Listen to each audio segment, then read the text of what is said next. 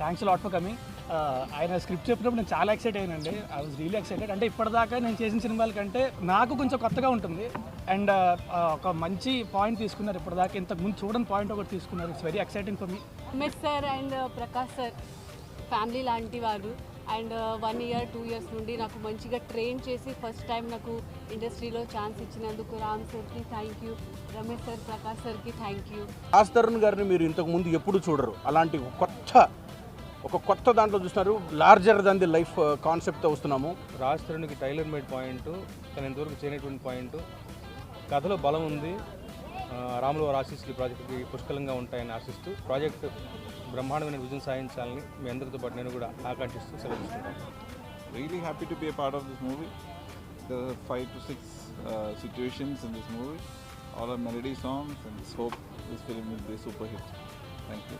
First cinema అయినా ఎలాంటి కాంప్రమైజెస్లో కాకుండా మాకు బెస్ట్ ఉండాలి సార్ అని, కెమెరా పరంగా, ఎక్విప్మెంట్ పరంగా కానీ, మేకింగ్ పరంగా కానీ ది బెస్ట్ ఉండాలి అని అడిగారు.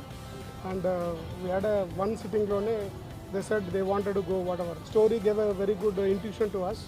మొదటిసారి నాకు రామ్ గారు ఎప్పుడైతే స్టోరీ వినిపించారో అప్పుడు మేము మొత్తం అంటే గూస్ బంప్స్ మూమెంట్ అది. మేము ఆల్రెడీ నేను ఒక 20 to 25 స్టోరీస్ విన్నాం. ఇటువంటి స్టోరీ ఇటువంటిది ఇప్పుడు వరకు మన ఎక్కడ మూవీలు రాలేదు. రామ్ సార్ ఏ రోజు అయితే కథ చెప్పారో ఆ రోజు నిద్ర రాలేదు. ఇటువంటి కథ అంటే అద్భుతం. అంటే ఆయన కష్టపడ్డారంటే ఎలా కష్టపడి ఉంటారంటే కథ నో డౌట్ ఇది పెద్ద సూపర్ హిట్ అవుద్ది.